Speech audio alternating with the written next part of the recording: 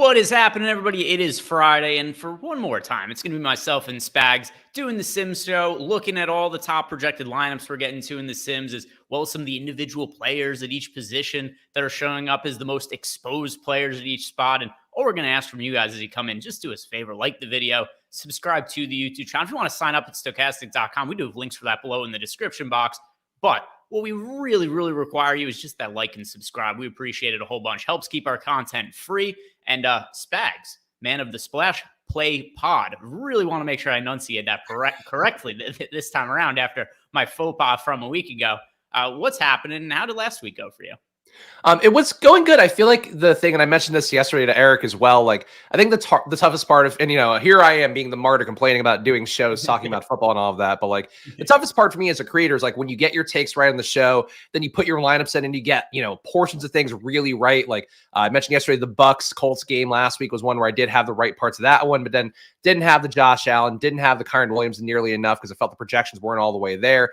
So that was sort of how my week went. And then yesterday had a lot of Skolansky bucks for Jackson Smith-Njigba. That touchdown that called back, that would have made me a relatively lowly duped winner of the Millie Maker Showdown, and instead got to watch all of my DK Metcalf friends get there after also touting DK Metcalf on Splash Play yesterday. So feeling great, Greg. Thanks for opening up all those wounds. Yeah, and I will be happy to put some salt in them as we go as well, because it's one of the things that I really do enjoy doing. And right away, we got Jojo Pookie in the chat is asking, do you have a puppet for me as well? There is an Eric puppet, but is there a Greg puppet anywhere? No, but there is the Eric puppet back once again, and I know what you want to see, you naughty boy, Greg. The real Eric's in Vegas. He's busy down there with his mother-in-law for some reason. I don't know why a man would go to Vegas. His mother-in-law really confuses my delicate puppet brain. But here you go, Greg. Here's what you want. The best part.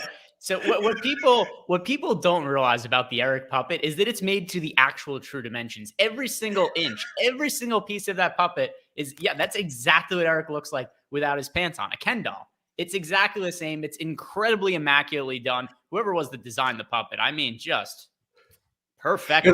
The thing that you missed yesterday was after the stream, Jordan and I were talking a little bit with Eric briefly. And then Eric was like, I thought about just getting up and pulling my shorts down to show like that I do, in fact, like he had boxers on him. He's like, but then I didn't know if the fly would let my genitals out. And I'm like, okay, cool. That's it's a good way to handle a puppet, I think, on a stream. Yeah, and it's also, it's very common. Like, people who are in the chat know that many times Eric has had to be suspended from the company due to indecent exposure. And it's something we run into all the time. It's like company meeting. Eric's like, oh, well, I didn't know my camera was on. It's like, listen, dude, I understand. It's like, fool me once, you know, shame on you. But it's like 10 times. Like, how many times can we make the same mistake around here? Well, you know, you've met Eric in person, a much larger man in person. And I don't know if that applies for everything. Again, we saw the puppet, but, you know, it still would be an impressive thing to see. Yeah, Eric was actually at my house a couple of weeks ago, and that was my brother's first takeaway, because my brother met Eric also. He goes, he's bigger than I thought he was going to be, because if you just catch some of the shows, you would think that he's quite a tiny, insecure human. It's really not the case. No, it was funny because like Jordan's also like, I'm 6'1", Jordan's like I think 6-ish, 6'1", and then Eric's like fucking 6'3" and like 250 and built like relatively like a brick shithouse, especially for a guy that played golf in college. So it is surprising when you see him mincing around the Stokastic channel that he is in fact a fairly large man. Yeah, getting bullied by me who's about a half foot shorter than him, but that's the way it really goes. And also something that I like in general, like I did at one point a TV show with Wally Zerbiak, who's also quite a bit bigger than me. And he was a total dickhead off camera. So I was like, I'm going to bully him the entire time that we're on camera here. And I think he was really caught off guard by it, because he's like 7 feet tall and I am very considerably shorter than him. And also we were sitting next to each other on camera, so he was towering over me. But he was really a dick to me off camera, so I didn't feel bad about it at all. He's a beautiful man. Was that for MSG back in the day when you were doing the DraftKings stuff? Yeah, we were doing some sort of segment where it was like, hey, former players, what would their salaries be? And the host of the show would ask, what would Wally Zerbiak's price have been on average on DraftKings? And I was saying that like the minimum salary would have to be lowered, and talking about like how poor he would have been as a fantasy producer. And he just didn't enjoy it, and he just walked away after the segment was over and didn't acknowledge me. I always enjoyed him as a player. I know we like, especially in NBA 2K, like you really lit it up in 2K. But in real life, you know, he was a bucket getter. I'm not gonna be mad at a bucket getter, even though now I'm mad at him for being mean to you, I guess. But you got your revenge.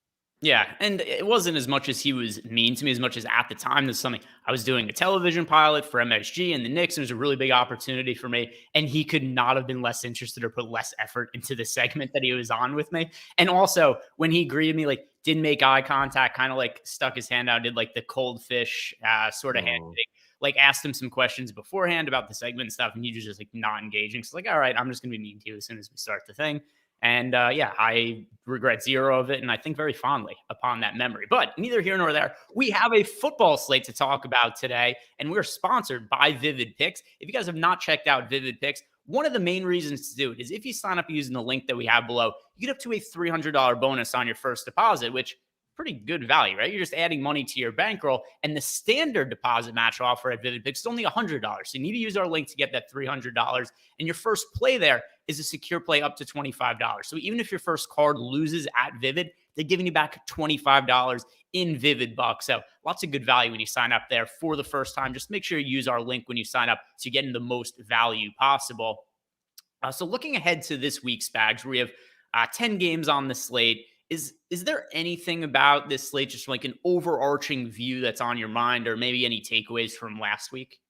I think the biggest question for this week for me is the Zach Moss part of it. I've not run the Sims yet because we come into the show, we usually try to come in fairly blind to get the real reactions. And that's how Greg proofed me for this. But then the same thing I do on Slash Play after this one as well, because I like to see real live, like how it goes. But I think with Zach Moss's price tag, I imagine because there's nobody else projectable in that range, and what he's going to allow you to do in terms of the Tyreeks, in terms of the Keenan Allen, in terms of the McCaffreys, whatever you want to get to.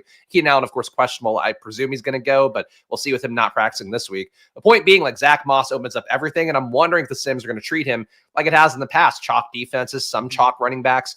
Jamal Williams against Tennessee, I think, opens up some old Sim wounds from the first days of these Sims. But I would say in this spot, Zach Moss has been a better version of Jonathan Taylor according to the advanced analytics. So I'm curious to see how it all looks, because if it were me, if I'm the Sims, I would say 100% Jonathan Taylor is probably not the craziest, or 100% Zach Moss is not the craziest thing to get to because of what it's going to open up. Yeah, and it's funny. That's what we were getting to last week when you and I did the show. Is I want to say we're getting to like 90% Jonathan Taylor. We're going over the back and forth of it. Jonathan Taylor had maybe the weirdest ownership I could ever remember in NFL DFS, where he was projected to be very chalky pretty much everywhere, and he was in certain contests. But I can't remember a time where somebody's ownership was like that varied across contests, where he was 18% in the Millie Maker, where he was projected to be like 35% owned. So way different than what we were expecting. We did the show. But then when you looked at higher stakes contests, he was nearly 50% owned. So that's a really weird kind of range of ownership that I can't remember happening before, especially this year. I can't remember there being spots where we've seen players project exceptionally well from a points per dollar basis that came in that short of their ownership projection in a contest like the Millie Maker. It's usually been the inverse, where somebody like a Raheem Mostert is projected really well and projected for like 30% ownership, and they end up being like 50% owned in the Millie Maker. So I'm kind of curious to see what that ultimately means for Zach Moss, but I'm with you, where I assume that he's just going to be massively popular and the Sims are going to recommend him a whole bunch. But did you notice what was going on with Jonathan Taylor and his ownership last week as well?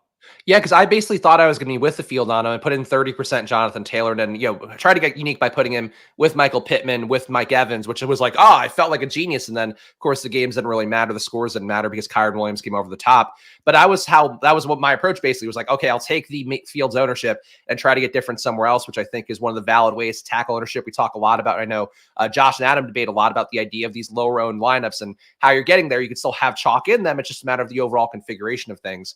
So I was surprised to see those results. But then I think what we're seeing then is like, okay, 18% played him in the Millie Maker. We're then saying about 12% less than what we expected to play. I think that 12% is people that go, you can't play a running back against Tampa Bay. That's not how that's going to go. So that's probably the casual component, is like math assumes that people play logically based on the projections. And then at a certain point, especially in the Millie Maker, people do make their own choices, especially all the hand builders out there. And they're just going, yeah, I can't play this guy in this matchup because he's going to get shut down. And he had a perfectly good game. It just ended up mattering relative to the overall ecosystem. And one thing that was really funny about the Jonathan Taylor game is the reason the projections and the simulations really liked him was the total inverse of the reason he actually ended up being good. He scored 2 touchdowns and he was also pretty efficient last week.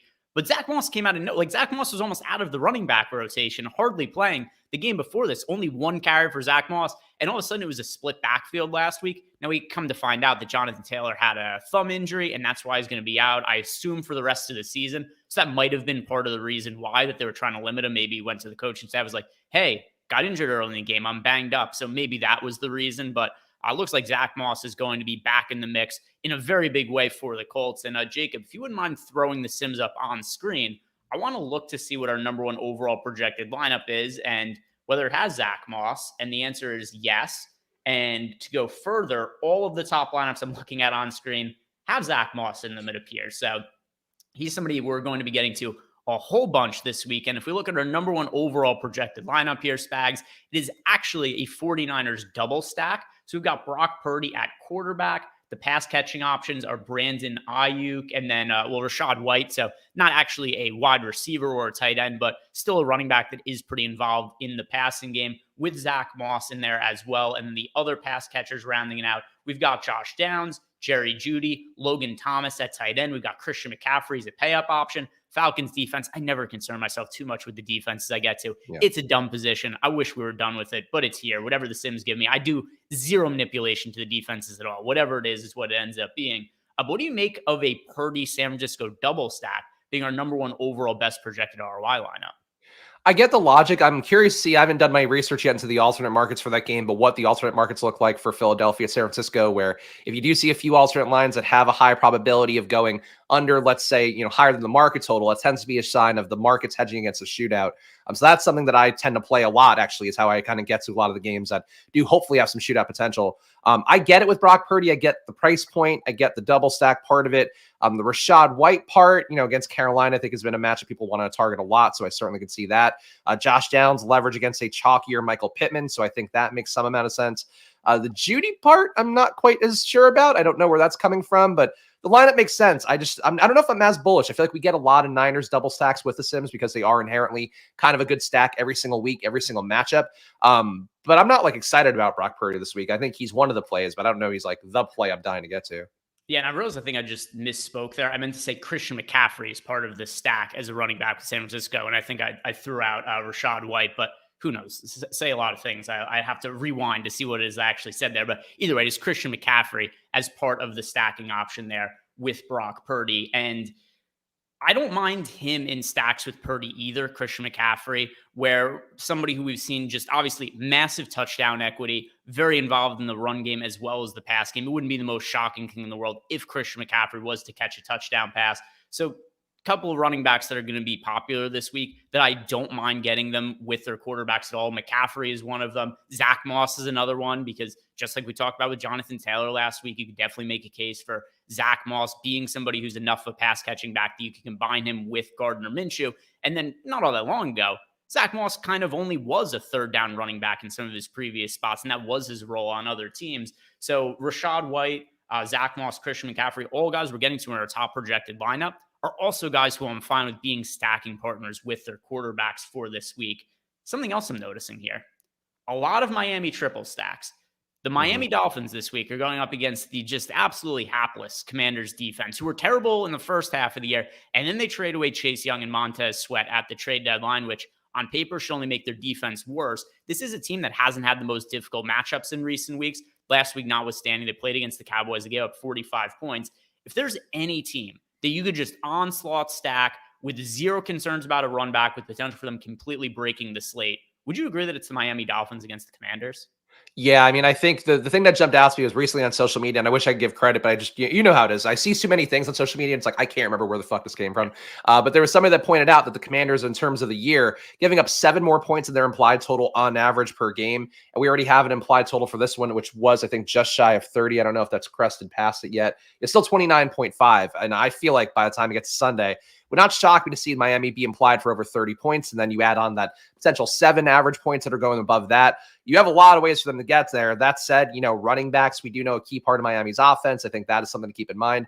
But I think that, the Tyreek part of it, I was kind of thinking through it earlier in the week when I did the show with Ben Rasa. And it's one of those things where Cooper Kupp a couple years ago, it made sense when he was 10K because he had the floor 10 to 15 targets a game. He's getting you 100 to 150 yards, maybe a touchdown, but usually a touchdown. For Tyreek, it's just he might go for 250 yards in this game. And yeah, maybe he goes for 80 and a touchdown and has an okay day, but he could break the slate. So you kind of have to pay his price tag and put him in stacks to get unique on it. And I think for Tyreek, he could have the biggest day of the year. And this could be where he gets to 2,000 yards because that's how bad the Commanders are. And then also something else that people have been asking about, like how many receiving yards do I think Tyreek Hill is going to finish the season with? And this is a little bit more narrative based and stuff we kind of usually talk about around here. But knowing Mike McDaniels and the way that he kind of approaches some of these games, to me, he seems like the kind of guy that would prioritize trying to get Tyreek Hill different kind of receiving records. It's something that would give, extra credence to his offense and how he's running stuff a little bit differently. It would also be like a nice pat on the back for Tyreek Hill in the massive season he's had. It would make him a little bit more likely to win the Offensive Player of the Year. Do you think it's reasonable to think that is something the Dolphins are looking at, especially in a very winnable game against the Commanders? Is like, hey, we might be able to get Tyreek Hill a little bit more targets in the spot in an easy matchup to boost up his odds of being somebody who will look at as like, hey, this is the best receiving year anybody's ever had.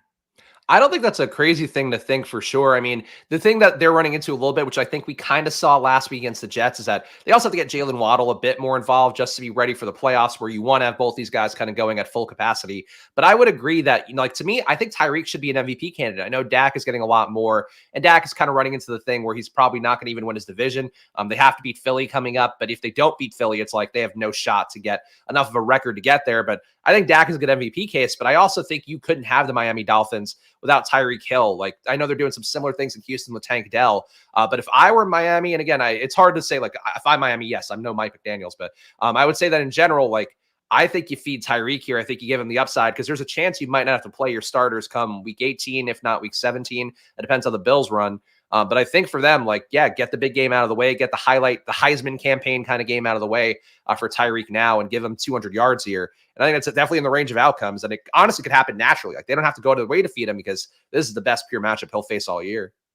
Yeah, and I mean, it's the best matchup really anybody ever faces because the Commanders, it kind of hasn't even mattered who it is they've played against at quarterback. They're almost always giving up just massive games to the opponent. Now they're going up against the team that scores the most fantasy points of any offense in the league. Like, even the Commanders weren't able to hold down like Tommy DeVito when they played against the Giants. So this is a defense that has been no stranger to giving up fantasy points.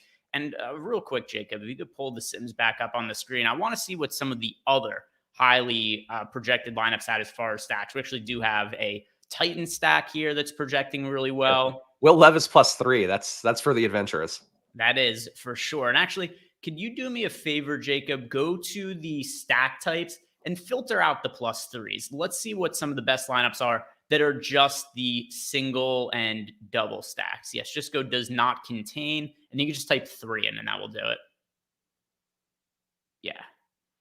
All right, so if we go ahead and look at these and actually unfavorite all of these lineups and then just favorite the top 150 that are not triple stacks, and we'll see what kind of results we're getting from that. And we take some of those out of the mix, and we actually do get a lot more variance and variability here in our top lineup Spags, where it's still the 49ers double stack. That was our best one before, so that remains the same. But then it's Steelers, New Orleans, another 49ers, Steelers, Denver, Steelers, Miami, Rams. This is like a pretty wide array of lineups that you're looking at when we do take out some of those triple stacks. Is this a week where, and maybe the answer might be you don't know yet, or you'll need more information, stuff along those lines, but how inclined are you to take some of the triple stacks out of your lineups? It's tough because I do think the triple stacks kind of gain in merit as the season goes on, where you have a better read on the guys that actually can either directly pull from a chalk play or contribute to what makes for a good day for the QB. So I'm a little bit more willing to play the triple stacks these days, but it does feel like for a Millie Maker kind of tournament where you do have to hit the pure nuts. And also people are, hitting the nuts recently with unstacked lineups, which I don't think is the right way to do that. Getting a QB +1 and a QB +2 allows you to get more flexibility to get those players that are ceiling plays that aren't directly correlated. But I still want to try to get more correlation than not, especially if you're going to a low-round game where, like, for Pittsburgh, like, I don't imagine people will triple stack Pittsburgh. I don't imagine, obviously, we'll get the one double here. But I think that's, it's going to be a little bit of a fluidity thing with some of that stuff where, like, Houston triples make sense, especially if you have, like, a Tank Dell chalk week. I think that's sort of the way that I like to attack slates. But definitely, I like the smattering of different teams, though. Like, I probably would not want to actually play a Pittsburgh triple, but a Pittsburgh double feels a little bit safer. Yeah, and then something else, too, to consider about the Steelers, different offensive coordinator. Matt Canada isn't there anymore, and whether it's a coincidence or not, they did have their best game of the season on offense last week, and arguably the best game of Kenny Pickett's career last week in the first game without the offensive coordinator. Do you think that's a coincidence, or do you think there's something to it that made the Steelers actually play better? I think it's a little bit of both. I think it's a little bit of a dead cat bounce where it's like, okay, Matt Canada kind of hit the floors of what he could do. And now it's just having anybody else in there that is a new voice. It's going to maybe give a little bit, loosen the governor on Kenny Pickett and allow him to actually be the player, closer to the player that he was in college, who was getting it downfield. I think is a positive sign. That said, like it was just a lot of tight end checkdowns. We didn't see Pickens get loose. We didn't see Deontay Johnson do anything besides watch guys fumble and not help out. So I don't feel like it's a drastic overhaul for the offense, but I think against Arizona, like everybody's got hope. I kind of feel like I worry if I play too many Pittsburgh stacks, you just run into Najee Harris putting up a touchdown, Jalen Warren putting up a touchdown, and that's the day. But there's hope for the first time, I think, in a while. And I think it's better to play into the potential of a positive outcome than ignore it and just go like that. I'm just going to go back to the same thing they were before Matt Canada got fired. Yeah, and one thing we're seeing in the lineups, and somebody brought it up in chat, this is Cohiba in the YouTube chat brought up 0 Stroud lineups. Wow. And yeah, that is true. Of our top lineups, not getting to CJ Stroud. There have been previous weeks where he showed up a whole bunch. He's gotten to be really expensive now. And actually, if you go to our, there's one CJ Stroud lineup, but if you go to the exposures, let's, Jacob, look at our QB exposures. And Zach Moss actually literally in 100% of lineups. First time I've seen that the entire year where players actually showed up in 100% of lineups there in Zach Moss. But go to the positions, Jacob, and then go to QB. I want to see our QB exposures here. And starting with CJ Stroud, who is in 3.3% of lineups. So that actually is a little bit higher than it appeared to be just by looking at our top lineups. But 3.3% of CJ Stroud, he's projected for 6% ownership. He's gotten to be expensive. Tank Dell has gotten to be pretty expensive. How are you going to approach the Houston Texans, who are not a team that, at least relative to their price tags, are projecting well for us to like be jamming them really in the Sims? So I love Houston, and this has been something that's been a pain point where the chat pushes back every time that I do a strategy show. I mentioned the Broncos defense isn't good, and it's been a thing that's now gone on for about 5 weeks where they keep getting these outside results. I keep attacking them no matter what slate it is, whether it be the showdown, whether it be the main slates. I keep going after them. It's that Jordan Love game. It's been like they get these kind of very, these lucky results. Jordan Love looked awful in that game, but still some turnovers in that game that were not really on him, a couple of bounce passes. Every week they get bounce pass turnovers, and it's like, turnovers inherently are lucky. Like Deron Bland, I think, proved that last night where everybody's going defensive player in the year. He's the best corner in football. What happens? He goes up against DK Metcalf, gets annihilated because he's run hot on takeaways rather, and gotten some touchdowns on them. For the Broncos, I think it's the same thing. They're still a plus EPA team in every facet in terms of the run game, in terms of the pass game. And CJ Stroud's the kind of player. They're also at Houston. They're not in Denver, so they're not getting the boost for being a mile high. I think that's something with them where I think they are due to get blown up. I think that CJ Stroud is a guy to do that. Of course, it won't shock me again if the pass bounces off of Tank Dell's hands. They land another lucky pick, and then people come back and go, the Broncos D is good.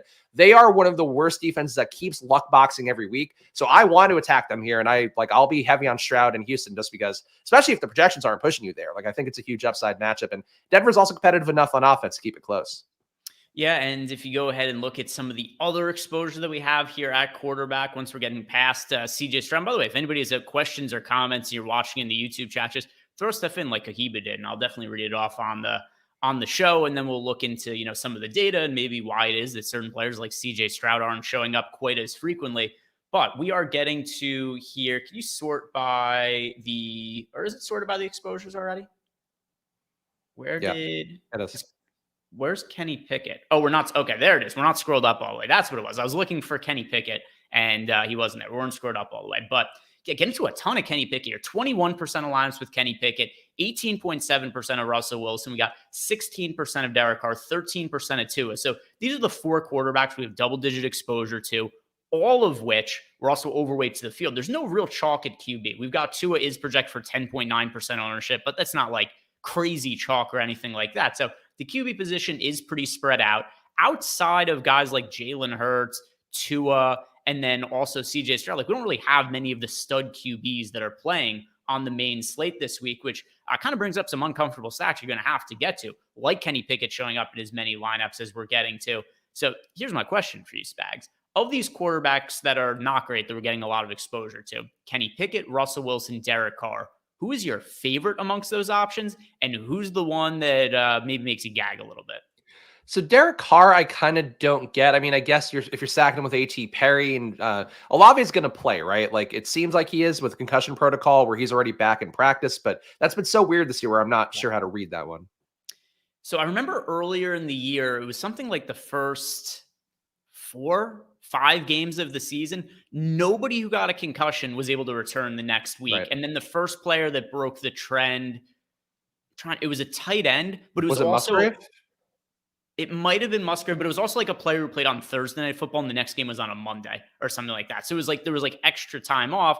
But now we have started to see players come back a little bit quicker from the concussions than they were earlier in the year. So maybe it has been like a little bit of a change in leniency by the NFL, because I agree with you. It does seem like somebody like Chris Olave is more likely to play now than he was, maybe earlier in the week. He's already returned to practice. That's generally a positive sign, especially because he did it, already like on Thursday. So it's way ahead of the weekend's games here. But one thing that I have liked about getting to Derek Carr stacks is that this is a team that just throws a ton. Even in some of the games where Alvin Kamara has big games, it'll be because he gets targeted like 12, 13 times. And you see games where Derek Carr has actually been at the top of GPPs when the Saints score like 13 real life points just because he throws the ball like 50 times and has 350 passing yards. And his wide receivers, other than Chris Olave, are not all that expensive. So I actually have liked making some like the double and triple stacks of Derek Carr just based on volume. Yeah, I would agree that it's kind of interesting as well. Like, I think you're running into something with Derek Carr where same situation as Seattle, where Seattle came out really aggressive yesterday, obviously opened up the long touchdown to DK Metcalf, but they know going against Dallas, it's like you can't really come out and just run the ball 3 times and punt and like kind of play it half-assedly.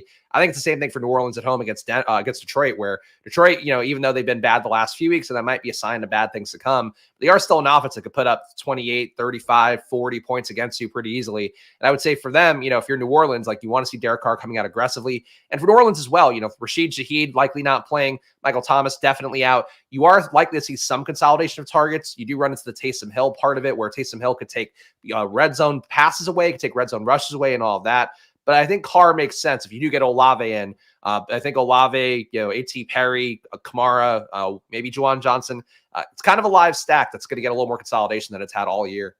Yeah, over 300 passing yards in 4 of the last 6 games for Derek Carr. Last week, 38 pass attempts against the Falcons, 304 yards. Game against the Colts, 310 yards on 27 pass attempts. And these are the games that I really like to reference when it comes to the potential upside of Derek Carr. Against the Jaguars, 55 pass attempts, 301 yards. In the game before that against the Texans, they scored 13 real-life points, and Derek Carr threw the ball 50 times, had 353 passing yards. Like a bunch of players from the team got there, even though the offense sucked because all they did was throw the football the entire game against the Houston Texans. And if you go ahead and look at some of the other players here, if you're spending up a quarterback this week, and I know that some people are saying they're like not really comfortable with the fact that we're only getting to 3% of CJ Stroud. But for me, if I am going to pay up for one quarterback, and I know a lot of people watching only play 1, 2, 3 lineups, if I'm paying up for one quarterback in that lineup, it's going to be Tua for me. You got Jalen Hurts, who's definitely a serviceable option, and obviously there's upside in CJ Stroud. But to me, the guy has to be Tua going up against that Commanders defense. You and I talked about it at the top, but all things being considered, Spags, the ownership, the potential upside, if you're paying up for one quarterback, are you going to your guy CJ Stroud against the Denver Broncos? Are you going to Tua? Which would be the pay up option for you? I think Tua is a very strong play. Just the lack of rushing upside is tough. Like CJ Stroud isn't a world beater as a rusher either, but he is like a Joe Burrow level rusher where he's carving out the occasional 8 to 10 yard rushes when it's there for him. So I think that's something at least that he has, where Tua is running 2 times a game for like a negative 1.5 EPA per rush. So actively taking any sort of points off the table if he is running the ball. So that's something for Tua where I think it's a little bit harder to hit your full ceiling if you just don't run at all. But that said, I think Tua, that's where the QB +3 thing is more appealing to me, where if Tua gets there, it's probably because he had an outlier day for Tyreek. He also maybe created an outlier day for Jalen Waddle. And then maybe one of the running backs also punches in 2 touchdowns and catches a few passes from him. Or I guess Durham Smythe could maybe get their minimum salary. But I think for CJ Stroud, it's a little bit cleaner cut. So I would personally favor CJ Stroud, but I think for Tua, I'm going to have a lot of both. I think it's the best way to say it. But I think Tua, the rushing upside, a little bit tougher to pay the price tag, and Stroud is, slightly cheaper. And then one other thing that I've noticed about my QB exposures this year, or no, I shouldn't say this year, the last few weeks, we're getting a bunch of shitty quarterbacks on slates to where it's just easier to condense your QB exposures because some of these guys are like somebody in chat's asking us if we want to play Joe Flacco this week. No, I don't want to play Joe Flacco this week. But then you go ahead and you look at the bottom of our exposures here. It's like, all right, we got to one lineup that had Dorian Thompson-Robinson in it, but like I'm not overly enthusiastic about playing him. I feel like each week we go into now with the amount of injuries, like half the starting QBs are out in the league. I'm kind of writing off about half the teams as potential stacks anyway when we go into it. And that's why I'm having a lot more slates this year where I'm kind of building my lineups around like 4, 5, 6 stacks, as opposed to previous years where I might not have more than 10% of any quarterback and I'd be really spread out. Is that something that you've noticed about your lineups as well? I do sprinkle in the occasional DTRs and Tommy DeVito's even. They actually had, when Tommy DeVito was still actively bad, I had played him one week and actually had one of my better lineups because it allowed me to get to some of the stud players that had outlier weeks. I think I agree with your approach overall. It's like it is consolidating some of these guys. Like last week, I played a good amount of Baker Mayfield, a good amount of Gardner Minshew, who I would say are a little bit above the DTRs of the world, the Tommy DeVito's of the world and all of that. But I'm a little more willing, I think, to go to some of those guys, like just, specs here and there, because there is a world where Flacco, the last time he played, was throwing a lot of deep balls, also does target, different guys as well that you can get to Njoku. You can get to the running backs for Cleveland if he does end up starting. But I think also Amari Cooper comes a little bit more in play because you're going to see Flacco throw up a few deep shots for him that will be probably reckless, but will still have some opportunity. So you can play some of those guys, but I think it is still the same thing we always do where, how certain are you in the probability of them hitting? That's usually a reflection relative to your ownership where you want to get more Tua, you want to get more Stroud, you want to get more Purdy even, or Kenny Pickett relative to this slate. But I think mixing in a few low-owned guys that maybe have some shot to get there. Like I think DTR could have gotten there last week. He just got concussed or whatever. Anything else you want to bring up at quarterback? If not, we'll start looking at the running backs and we'll discuss this crazy Zach Moss chalk. No, I mean, I would say the one thing I'd bring up is that Kenny Pickett, I just don't believe will get the ownership that he probably should get just because people don't want to play him. He hasn't had the multi-touchdown upside, at all really in his career. But I think for him, if the Sims are telling you to play a guy and people just don't naturally want to play that guy, I think that's when you can get there a little bit more. And I just think people will play Freiermuth or they'll play one of the running backs and they won't play Pickett. So I think he's actually a pretty good play because just the field won't want to go there. And I feel like I should have maybe noticed that a little bit last week too, where every time I talked about Jonathan Taylor, whether it was on this show, when I was doing my Sims VODs, where like the short form videos where I was showing how much ownership I was getting to Jonathan Taylor, all the feedback was Jonathan Taylor is not playable because he's going up against the Tampa Bay Buccaneers defense. And I should have just realized, all right, large field tournaments, people just don't want to play Jonathan Taylor. And then his ownership ended up being about half what it was projected to be. And so, yeah, maybe Kenny Pickett ends up being that guy this week because that's also right away I see in the chat. And I understand why people are saying that too, where they're just like, I can't play Kenny Pickett. He's bad. He's got small hands. I'm seeing all the comments in the YouTube chat. And I do think he's somebody who probably comes in lesser owned than what he's projected for. But let's go ahead and check out running backs. And I have to think after we saw Jonathan Taylor score 2 touchdowns last week, and maybe people didn't play Jonathan Taylor when they were considering it. Now Jonathan Taylor's out. Zach Moss is cheap. He's projected to be chalk. We've got him projected here for 48% ownership, Spags. And in our top 150 projected lineups by simulated ROI, he is showing up in all 150 of them, which is the first time I've seen that show up the entire year. What do you make of that? So it's one thing that stuck out to me with the Raheem Mostert slate about a month ago now, where they played Carolina and Raheem Mostert ended up being 50% owned when most of the industry was projecting him around 30 to 35%. And then it ended up being to actually win that slate because Mostert did hit. The people who did have top finishes in the Millie Maker in particular had played like 98% Raheem Mostert. So I do think that's what you should be doing. If a player is going to be chalk, it's really obvious chalk. You think he gets steamed up. I do wonder, though, if this is going to be the same thing we saw with Jonathan Taylor, where maybe the field a little bit, at least the casuals, come in and go, Tennessee, I've been here before, and they've shut down chalk running backs multiple times. So maybe that keeps the Moss ownership in check and does make it so you don't have to get to 100, or it makes your 100% more valuable if you get there. But I think with this price point, there's nobody projected around him. For game theory for a tournament, you can fade any player, especially, a running back that's going to have such concentrated ownership. But, he's a strong play. I get why the Sims will push you there. And I think it's going to be a personal choice thing of how much you want to get. The other thing, too, is that we've seen both DraftKings and FanDuel have been really aggressive at pricing backups this year. I don't know what happened. They tremendously dropped the ball this week because when we've seen the backups get priced up, it's been when guys are questionable or even when guys that aren't on the injury report. They just price up backups just in case. Zach Moss is $4,600 on DraftKings, $5,600 on FanDuel. And we've known for a while that Jonathan Taylor wasn't going to be playing. We knew before the pricing came out. So it's just a big pricing mishap. If you're just looking at projections off the top of my head, I'm pretty sure Zach Moss is the best points per dollar player we've had of the entire season. And it's because of a change in the pricing algorithm by FanDuel and DraftKings that, for whatever reason, just didn't pick up the situation this week. So 100% Zach Moss. I understand that's pretty aggressive, but I'm actually pretty okay with that being a stand to take on this slate. Yeah, I think same thing. It's like I would play 0 or I'd play 100. I think is how I would view it for most tournament kind of approaches. And playing 100 is going to be the sim approach because it allows you to get different configurations. If that guy hits his median outcome, let alone exceeds it, then the other guys who are going to explode around him could help you get there. But, again, if you get like Steelers running backs, or I think mid fives, like you could get there, and if they could beat Zach Moss straight up, you're getting a similar configuration but getting off the beaten path. So there are ways to tackle it, whether you go either way. But I think it's going to be a lot cozier to just play 100% and not worry about it. We've got Ryan Renenbaum in chat is saying he wants Puppet Lindquist to do the exotic play of the week. I assume you're not familiar with this, but have you caught wind of what this is? I heard Eric mention it on the stream yesterday, but I don't know what it actually encapsulated. All right. So one of the first Live Before Lock shows we did this year, somebody left us a super chat and asked, who is your favorite exotic play of the night? And I didn't really know what that was supposed to mean. Because it's like, is that a contrarian play? Is that just somebody who's like completely, what does exotic mean? So I was just kind of thinking it as a contrarian play. And Eric's answer for that slate was Peyton Pritchard.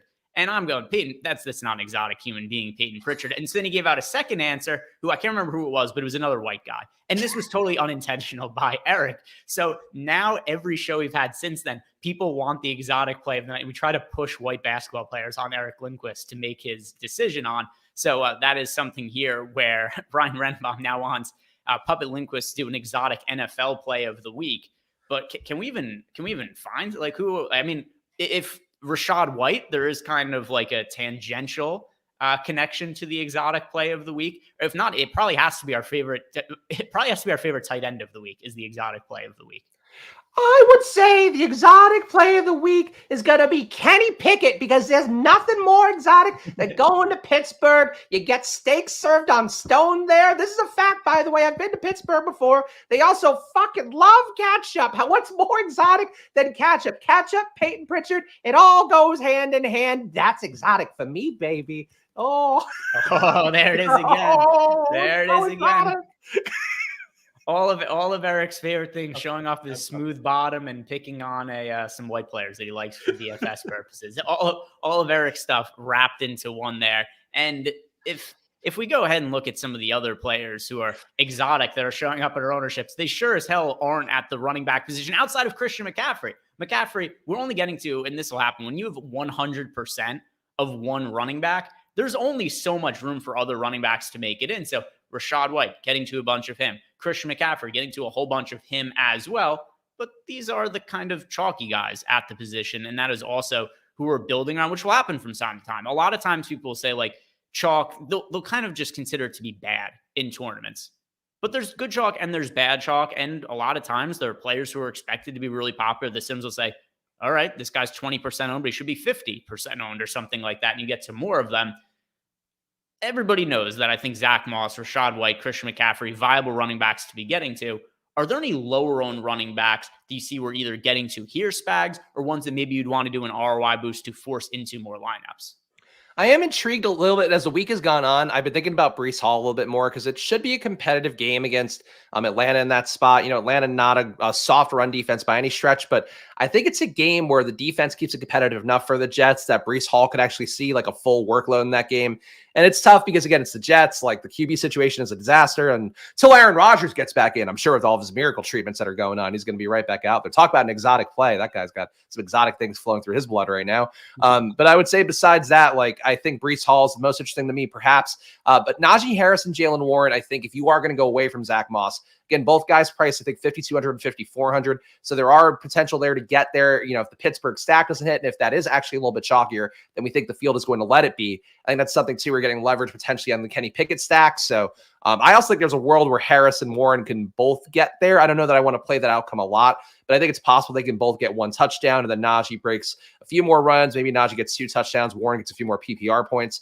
But I think there's something there to that, where they're the only guys who are even close in price point to Zach Moss that kind of offer the same upside. So they're more intriguing than they should be, I guess, and especially given how the Pittsburgh situation has gone every single week of the year besides last week. Yeah, and also, I mean, like, we keep hearing from the Steelers, and apparently it doesn't matter who the offensive coordinators or what's going on, but for weeks now we hear, hey, Jalen Warren's going to be the starter. Jalen Warren's going to be getting more workload, and it never ends up happening. We hear it every single week, and you can't fool me again. Although by the time I stop getting fooled by it, it's just going to actually end up being true, and they're going to do it. But I mean, if we look at Jalen Warren and Najee Harris, it's been a split workload no matter how many times they say Jalen Warren is going to be the guy this week. And if you do look at our projections here, we're getting to some of each of them, but a little bit underweight field on Najee Harris, although more or less even with the field. And then Jalen Warren project for 8% ownership. He only showed up in 2 of our top 150 lineups here. If I'm thinking about the players we're getting to and how they correlate with some of the other options that we like here, Spags, this is where I think Derrick Henry makes a good amount of sense. Projected for 10% ownership here in the contest generator. And if we're going to be playing a whole bunch of Zach Moss, right, who are the players we could reasonably correlate him with on the other side of the game? Now, you and I were talking last week that do you need run backs? No, not necessarily, but there are certain spots where it can make sense. And I think this is one of those spots with Derrick Henry because he's somebody this year that at times people say like, oh, this is Tajay Spears' backfield. Maybe it isn't Derrick Henry's. But that's really only game script dependent. Like if the Titans are down by a bunch, Derrick Henry isn't on the field. Tajay Spears is the patch catching back. And then in addition to that, we just don't see much of Derrick Henry at this point in his career in one-sided games. If this is going to be a competitive game where maybe the Titans are even leading, it's going to be Derrick Henry mainly on the field. And Zach Moss is game script proof. He's going to be on the field whether they're trailing or whether they're leading. So I do like lineups that have Derrick Henry and Zach Moss both in them from a correlation standpoint. Normally you wouldn't want to go, I think, 2 running backs in the same game just because of how that works in the ebb flow of it all, where one team is pushing the lead or the advantage with their running back, the other team is perhaps coming and playing from behind. But because Zach Moss is so cheap and because, as Greg mentioned, he does have that third down role. Like last week, he was playing a lot of high leverage situations, and I think this is before Taylor actually hurt his thumb, but it was playing some high leverage situations, playing some third and longs as well. So the role is there for him to be there no matter what the game script is. So I agree that this week, relative to Zach Moss's price and also what the opportunity is, he's kind of matchup proof. I don't want to say that fully, but I think normally you could throw out, like 2 running back lines from the same game. But I think in this one, especially for a main slate, but in this one, I think I agree. Like you can go there a little bit more, even though I'd probably prefer like a Hopkins build with Moss a little bit more. But I think you're right that you could go Henry too, and it's probably the same thing. Yeah, and then nothing else really showing up too much in the lineups. We got Jahmyr Gibbs about even with the field. Ramondre Stevenson has played more of that pass catcher role in recent weeks for the Patriots than at the start of the year. I think a big reason have to do with that is that the quarterback situation has been so bad for the Patriots. Like you were just talking about how bad it's been for the Jets. I mean, it's probably been even worse for the Patriots this year, especially because they had probably some level of confidence that Mac Jones was going to be their guy of the future coming into the year. And it's just been a total disaster. He's regressed in just a crazy way this year. Last week, they went to Bailey Zappi in the second half, and it seemed like that was a design plan where before the game started, we had heard news that, hey, we're not sure who the starting quarterback's going to be. Then it was Zappi and Mac Jones are both going to end up getting snaps. And so it was one guy played the first half, one guy played the second half. And then that kind of scenario, I think it's probably just simplest for the quarterback. Just be like, hey, I'm just going to dump the ball to Ramondre Stevenson a bunch of times. So Stevenson, we've seen an increase amount of usage in the passing game as of late. I think he's a pretty good PPR target, more DraftKings specific than FanDuel. So not too much else that I have to add about the running backs. How about for yourself? No, I think that's it. I mean, I think it's, again, the decision point is Zach Moss or no Zach Moss, and I think ultimately you're just going to get whatever you get alongside that. But I think we've outlined most of the guys that are strong plays, and I would agree on Ramondre as well. Like, the thing with backup QBs, which I always try to say in content, is that the reason they're a backup QB is they can't get the ball outside quite as well. They can't get the ball downfield with any sort of efficiency or efficacy. So that's something then where they check down to the running backs, the tight ends, and the slot guys a little bit more. And Ramondre is basically all of those things in terms of the workload. So I think Ramondre is a more interesting play than he was earlier in the year, just because the Patriots offense is like barely trying at this point is what it seems like. All right, so let's go ahead and check out the wide receivers now. If you could filter by the wideouts here, Jacob. And if you guys ever want to check out all the tools we have at Stokastic.com, link below to sign up for the football package, and everything is included. The player projections, the ownership projections, the contest generators. You can build your lineups right on our site, and then you can sim them using the Sims tool here. And it's what I use to build my lineups every week. And if we go ahead and look at the wide receivers here, and obviously we're assuming that Chris Olave is going to play. He's showing up in a third of lineups, and he's somebody who correlates really nicely with the Derek Carr ownership we're getting. We're still going to need some confirmation that he's definitely going to be in with him being in concussion protocol. Seems like Chris Olave is trending towards playing, getting to a good amount of Tyreek Hill. George Pickens, which makes sense in the context of we have a good amount of exposure to Kenny Pickett. That's where George Pickens comes into play. A couple of things that I was not expecting to see that we're getting to a good amount of. And our wide receiver exposures way more contrarian than what our running back exposures were, Spags. Jerry Jeudy showing up in a third of lineups, and then Terry McLaurin in 20% of lineups. Between those two contrarian options, what's standing out more to you? I'd prefer McLaurin because of the game script and all of that. I mean, I do think that Denver Houston has a good shot to shoot out, but Cortland Sutton has just been such a better red zone target and just kind of more involved as like the high leverage guy in the situations where Jeudy, this could be a week that he hits the ceiling. Like the price tag, I think is under $5K for him this week. So I could see why he'd be popping in. He is, 4,700 for him. So like I do get it. And he does actually technically have a better projection from Stokastic though. Around the industry, I think there's a little more of a favoring of Cortland Sutton. So I get why Judy's coming in. I just am not the most excited about Jeudy. McLaurin, I think, has been close to a big game, and it has always felt like Howell should be a really good matchup for McLaurin because Howell just recklessly throws deep shots. I saw a Twitter meme today saying that like it was a scientist holding up a tube saying, we finally found the white Jameis Winston, and it's like, that's Sam Howell for you. I think that's what he's been. And what you'd think that benefits Terry McLaurin has been this deep shot guy, but it hasn't happened yet. Against Miami, again, same thing with Seattle, same thing we talked about before with some of these other teams. You have to put up points. Like you have to get points going early. So if you're going to take your shots at McLaurin, this is the week. Whereas for Jeudy, I just don't think he's as good as Sutton this year. And we got a super chat here from our guy, Sammy Telesco is saying, I love you, motherfucker. Sammy, we love you too. And then we've got some other people in the chat also bringing up some other information here. It was actually just another comment from Sam who's saying, let's fucking go. And Kohita, he gave us the thumbs up for Ramondre, and GC Samurai also adding that Zappy is good news for Ramondre. Tend to agree with you. Spags and I were both saying that before as well, is that when you get these shitty quarterbacks, what's the easiest thing for them to do when they have to throw the football is just dump the ball off to Ramondre Stevenson, who's a capable pass catching back. And then a question here from Copy Paste Dates, who said he already entered the tournaments he wants to do. He has $20 left to play. Is it worth it to throw it into the Millie Maker? And then he said, by the way, thanks for the Sims tools that he's had 2 months in a row, and it has helped him out quite a bit.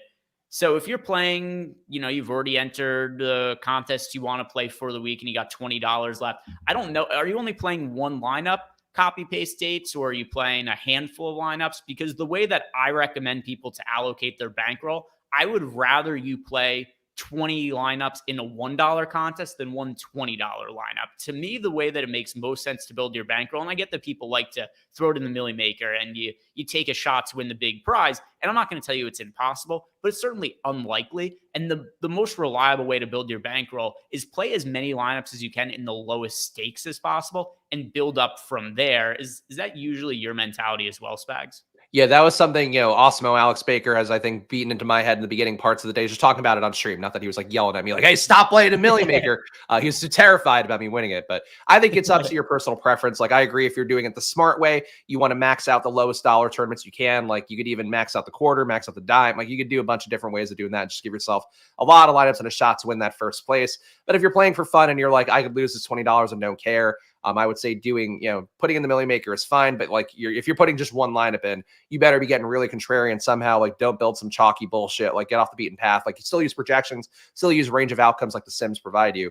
But it's a personal choice thing. Like the smart thing to do is definitely what Greg says. Just max out the $1 or max out a bunch of turnies and maybe a single entry and something like that. Some other follow-up here. This is from Copy Paste States as well, where he said that he plays single entry, maxes the $3, so the 20 max the $1. Yeah, man, I think you should be allocating more of that $20 into some of the other 20 max stuff. Like even the quarter arcade, the dime time, like those really low dollar tournaments, they're so much softer than any other contests. And you get to a point where you play DFS a whole bunch and those contests don't even become available to you anymore if it's something you stick with and you end up playing DFS for a really long time. And then you're going to look back and you'll be like, oh man, I wish I still had access to those low dollar contests. So instead of playing one lineup in the $20 Millie Maker, especially now where as the prize pool later on in the year gets a little bit smaller, but the prize to first doesn't, you really get into a contest where it's like, it's so top heavy that it's really, really difficult to reliably churn an ROI in it. So I do think you should be allocating more of that $20 into just playing some of the 20 max, really low dollar stuff. And I think that's going to be the best way for you to build your bankroll there. We've got another super chat from Sammy Telesco, and he's saying, Russ Wilson, can he smash? I know that's what Eric and his puppet have been asking me for a while too. They want all of the Russell, but that's really because I think that Russell Wilson, you could see how he could be mistaken for an exotic type of person. Russell Wilson, I mean, there's a lot of, Broncos country. Let's ride. Russell Wilson, is he somebody who, can he smash this weekend? I don't like Russ, but he's been a little bit better all year than I think he gets credit for, and he's running about 5 times a game. Not throwing it deep that much, just 3 deep shots per game, but like 68% catchable ball rate, which is towards the higher end of the league. He's doing what he's supposed to do, and I do think this game environment against Houston should be pretty good. Again, they're not in Denver, so I just don't think they're going to have the same kind of combination of factors plus luck boxing picks in this one. But again, we'll find out if they have the magic touch, the magnets in their hands once again. For Wilson, I'm not excited to play him personally. I'd rather play Stroud. I'd rather play some other guys. I'd honestly rather play Pickett. But that's a little bit of personal bias, I think, coming in because Russ has been fairly good this year. And Denver, not the most fun team to watch. Again, I've watched too much of them. It's a lot of like check down bullshit that's not the most exciting. But against Houston, like you have to put up points. So I think he's a fine play, even if he's not my play. All right, so let's go back and look at some of the wide receivers we're getting to. And Tyreek Hill, we talked about him at the top and the upside of the Miami Dolphins stack. So he is our overall most rostered wide receiver, showing up in 36% of lineups. I'd never have an issue. If the Sims are telling me to play a bunch of Tyreek Hill or play a bunch of Christian McCaffrey, I'm not going to disagree. If it's telling me to play these studs, I'm cool with it. And with the flexibility we have with salary, with Zach Moss being a standout play this week, it's not as hard to pay up for these other studs at running back and at wide receiver because we got this one spot for a guy who is projected like a stud this weekend in Zach Moss. He's one of the highest projections of any player on the entire slate, and he's so cheap, $4,600 on DK, $56 on FanDuel, that it is easier to get to guys like Tyreek Hill and like Christian McCaffrey. But if we scroll down a little bit, let's look at some of the other contrarian wide receivers that are popping up. Some of Deontay Johnson, which makes sense because we're getting a bunch of Kenny Pickett. Brandon Ayuk, he's going to correlate in some of the Brock Purdy lineups that we had. And one of our top overall projected lineups did have him in. A little surprised to see Jason Brownlee, who started for the Jets last week. I thought was probably one of the best showdown plays we've had of the entire year. Brownlee was like 2 or 3% owned in that Black Friday game against the Dolphins, even though he was starting at the min price for the showdown contest. I'm seeing him show up in some lineups here. Are there any real off-the-board wide receiver plays you like? Because I actually could see myself getting to some lineups with Brownlee. I'm a little surprised to see Brownlee and not A.T. Perry. I might have a little bit of, again, heading into the season thing with A.T. Perry where I thought he stood out in a class where there weren't a lot of great outside receivers. He was a guy who was a pretty good outside receiver at Wake Forest. And then we've kind of seen flashes of that so far where the big jump ball from Jameis Winston a couple of weeks ago would be the big one that stands out. But at 3,300, I think he's kind of interesting. Rondale Moore, I would say at 3,400. There's A.T. Perry. Rondale Moore could also be a little bit interesting in a spot where there's going to be a lot of blitzing by Pittsburgh, and you could see some checkdowns coming Rondale Moore's way, especially if Trey McBride can't somehow go. I don't know how he wouldn't after they cut Zach Ertz. McBride has been not practicing this week as well. But I think the cheap guys are like, you can actually make some interesting lineups with just cheap guys this week. And I think that A.T. Perry would be one of them. Mims would be another that could potentially gain. Judy, I think technically is questionable right now. So if Judy goes out, maybe Mims gets more routes. But I'm curious to see some of these cheap guys heading into the weekend because I think that's another way to get unique, but also to save you more money to actually play a Tyreek, to play a McCaffrey, play Keenan Allen if he goes. And I'll do one quick look over at the tight ends, which is really where Eric finds the majority of his exotic plays at the tight end position. So we'll see which guys are showing up here. And Terry McBride, who a couple days ago there was Terry McBride, our old pal. Yeah, exactly. There was T. McBee in the house, played great tight end. Actually, I said Terry McBride. Trey McBride, who a couple of days ago, there was some real question marks about whether he was going to play or not because he missed practice. And there was a report the next day that he missed practice, but then it turned out it was a false report. He was actually at practice. Oh, was that what it was? Okay. I don't have any real – I mean, I'm not going to say I'm guaranteeing he's going to play, but – as far as Terry McBride, I don't think plays for the Cardinals. I know their offense hasn't been all that great. I don't think they're that desperate. Trey McBride, I think, should be good to go. And I'm kind of surprised he's only projected for 11% ownership because this isn't the best tight end slate that we've ever seen. So we're getting to a bunch of McBride, then Logan Thomas, then it's just like a hodgepodge of a bunch of other guys that show up in a handful of lineups. Do you have an issue building around Trey McBride, especially consider the 11% ownership on him?